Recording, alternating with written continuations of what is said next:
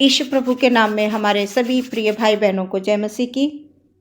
आइए प्रियो, एक बार फिर से परमेश्वर ने हम लोगों को ये समय दिया है कि हम उसके चरणों में धन्यवाद देने पाएँ। और मैं ये विश्वास करती हूँ कि हमारे सभी भाई बहन प्रभु में, उसके लहू में सुरक्षित हैं और सुरक्षित रहेंगे, क्योंकि हम जीवित परमेश्वर के संतान हैं और हम उसकी ओर ताकते हैं, निहारते हैं। हमारा स्वर्गीय परमेश्वर हमें कभी भी निराशा में नहीं छोड़ता है।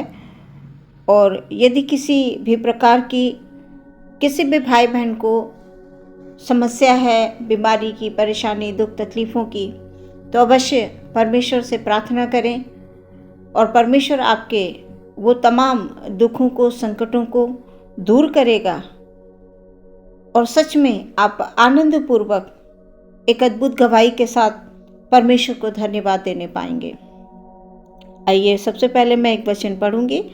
आज का वचन पाया जाता है भजन संहिता उसका 4 अध्याय 1 और 2 पद मैं आप लोगों के सामने पढ़ूंगी।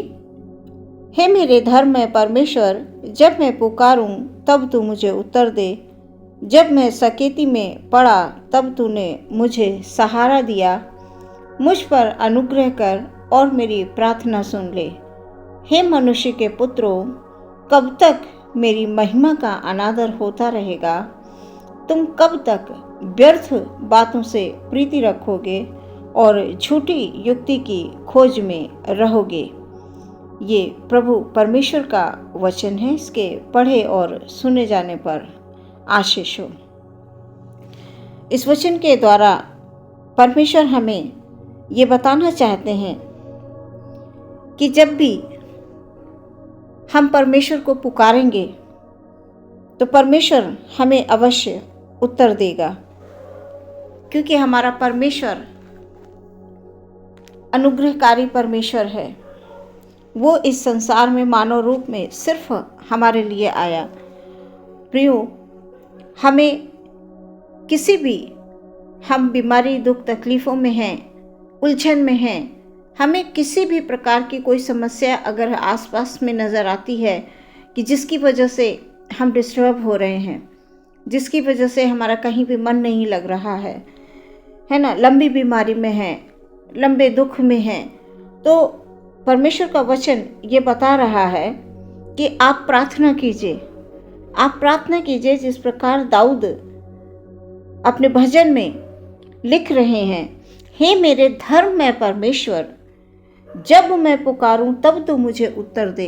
प्रियो, आप अपने मुंह से इस बात को बोलिए, प्रभु जब मैं आपको पुकारूं आप मुझे उत्तर दीजिए। जब मैं सकेती में पड़ा तब तूने मुझे सहारा दिया।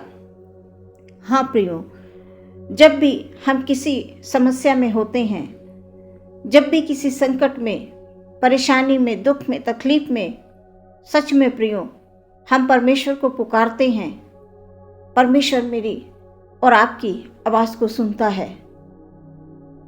अपने वचन के माध्यम से वो हमसे बात करता है। तो आप अवश्य वचनों का मनन करें और वचनों को अपने मुंह से बोलें। जब आप अपने मुंह से उन वचनों को बोलेंगे तो परमेश्वर आपकी आवाज़ को सुनेगा और अवश्य उत्तर देगा। मुझ पर अनुग्रह कर और मेरी प्रार्थना सुन ले। परमेश्वर से आप पर डे, आप हर दिन में, आप सुबह में, शाम में, जब आपको समय मिलता है, आप परमेश्वर को अपने मुंह से पुकारें, मुझ पर अनुग्रह कर और मेरी प्रार्थना को सुन। प्रभु मेरी प्रार्थना को सुनिए। प्रभु मुझे ये समस्या है, आप मेरी इस समस्या को दूर कीजिए। ये करके आपको हमेशा प्रभु में प्रार्थना करनी है। हे मनुष्य के पुत्रों, कब तक मेरी महिमा का अनादर होता रहेगा? आज संसार में हम देख रहे हैं कि चाहते हुए भी लोग चाहते हैं, लेकिन वो शिक्षा उन्हें नहीं मिल पा रही, वो मार्ग उन्हें नहीं मिल पा रहा है। सही बातें जो वाकई परमेश्वर के लोगों को उनके सामने वचन को समझाने वाला कोई चाहिए, तो वो उन्हें नहीं मिलता है। जगह जगह लोग जो है कई तरह से परमेश्वर के लोगों को सताते हैं, है ना, और सभी लोग अपनी अपनी तरह से इन वचनों को पढ़ते हैं और वचनों को समझ नहीं पाते हैं, और ना समझ के कारण जो है आज परमेश्वर कि उन तमाम गूढ़ भरी बातों को, कि आखिर परमेश्वर की इच्छा हमारे लिए क्या है, परमेश्वर हमसे चाहते क्या हैं, हम इन बातों को नहीं समझते हैं। और हमारे परमेश्वर का जब हम उनकी किसी भी बात को नहीं समझ पाते हैं, तो हम जो है हमारे द्वारा परमेश्वर के वो कार्य नहीं हो पाते हैं जो परमेश्वर हमसे चाहते हैं। यहाँ लिखा हुआ है हम सभी लोगों के लिए ये है कि हे मनुष्य के पुत्रों, कब तक मेरी महिमा का अनादर होता रहेगा? तुम कब तक व्यर्थ बातों से प्रीति रखोगे और झूठी युक्ति की खोज में रहोगे? आज संसार में सच में प्रियो क्या है, संसार में आज सिर्फ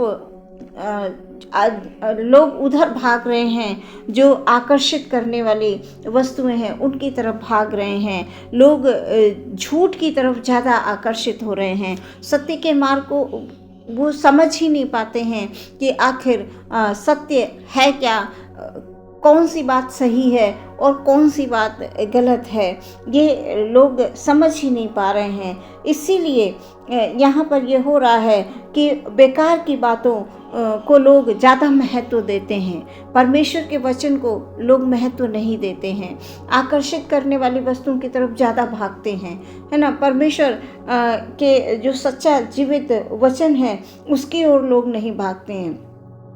तो यहाँ पर परमेश्वर का वचन ये बता रहा है कि तुम कब तक व्यर्थ बातों से प्रीति रखोगे और झूठी युक्ति की खोज में रहोगे।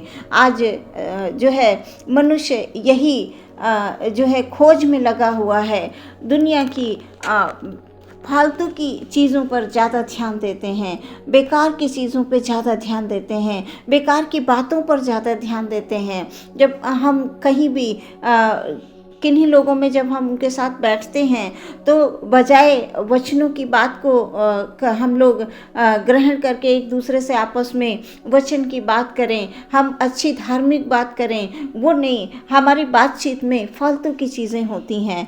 तो ये सब व्यर्थ है, वो हमारे जीवन के लिए नहीं है। वो थोड़ी देर का सुकून उससे मिलता है बातचीत करके, थोड़ी देर के आकर्षित वस्तुओं को हम देखते हैं, हमारे आंखों को ठंडक पहुंचती है, हाँ भाई ये बहुत अच्छा है करके। अब इंसान के मन में जो है अभिलाषाएं, क्योंकि जो चीज़ हम देखेंगे उसी तरह की अभिलाषाएं हमारे हृदय में आने लगती हैं। इसलिए प्रियो परमेश्वर का वचन ये बताता है कि अभिलाषा गर्भवती होकर पाप को जन्म देती है ना। तो प्रियो हमें हमारी जो अभिलाषाएं हैं वो सांसारिक नहीं, आत्मिक अभिलाषाएं जब हमारे पास होंगी तो हम ज़्यादा परमेश्वर के नज़दीक आ पाएंगे। तो परमेश्वर प्रभु हमें आपको, हमारे जितने भी भाई बहन हैं जो प्रभु में विश्वास रखते हैं, उन्हें सचमुच आत्मिक ज्ञान दें ताकि हम सब अपने परमेश्वर के ये जो जीवित वचन है उनको अच्छे से समझने पाएं और व्यर्थ बातों की ओर हम मन न लगाकर वचनों की ओर मन लगाएं। हम ना तब हमारा परमेश्वर हमारी प्रार्थनाओं को, हम जब भी पुकारेंगे प्रभु हमारी प्रार्थना को प्रियो अवश्य सुनेगा। आपके जीवन में गवाहियाँ होंगी, आपके जीवन में अद्भुत कार्य होंगे। बस आप जैसा परमेश्वर चाहते हैं कि व्यर्थ बातों से हटकर हमें क्या करना है, परमेश्वर के वचन की ओर ध्यान देना है, उनके वचनों को ध्यान से सुनना है और समझना है और निरंतर प्रभु से प्रार्थना में लगे रहना है ना। इस वचन के द्वारा परमेश्वर आपको और हमें, हमारे जितने भी भाई बहन इस प्रार्थना को सुन रहे हैं, प्रभु आपके जीवन में सच में आपसे बात करे, आपके वचन के माध्यम से, इस प्रार्थना के माध्यम से आपके जीवन में प्रभु आए और आपसे बात करे, ताकि आप जो है परमेश्वर की वो तमाम अद्भुत योजनाओं को अपने जीवन में महसूस करें। और जब आप पुकारें, जब भी आप पुकारें, प्रभु आपको उत्तर दे। ये हमारी इस वचन के द्वारा मैं ये बताना चाहती हूँ कि परमेश्वर को आप पुकारें, अवश्य परमेश्वर आपकी प्रार्थना को सुनकर उत्तर देंगे और जीवन में आपको आगे जो सत्य का मार्ग है उस पर ले जाएंगे। बहुत सारी आशीष और बरकतों से परमेश्वर आपको भरेंगे प्रियो। आइए हम लोग अपनी आंखों को बंद करेंगे और प्रार्थना करेंगे। जय जयकार के साथ परमेश्वर आपके चरणों में आते हैं। पिता, हालेलुया हालेलुया हालेलुया हालेलुया। धन्यवाद सुंदर वचन के लिए परमेश्वर के हम जब भी प्रभु हम पुकारें आप हमें उत्तर दें खुदाबंद। प्रभु यीशु मसीह हालेलुया हम प्रार्थना करते हैं खुदा, हमारे जितने भी भाई बहन इस प्रार्थना को सुन रहे हैं प्रभु, उनके लिए मेरी विनती है एक एक जन को प्यारे परमेश्वर प्रभु यीशु मसीह आपके लहू की सुरक्षा मिले। और परमेश्वर हमारे भाई बहन जब भी आपको पुकारें खुदाबंद अपने हाथों को उठाकर प्रभु यीशु मसीह आसमान की ओर अपनी दृष्टि करके अपने स्वर्ग के परमेश्वर को पुकारें। प्रभु यीशु मसीह हालेलुया, आप उनकी प्रार्थना को सुनकर खुदाबंद आप उनको उत्तर दीजिए प्रभु।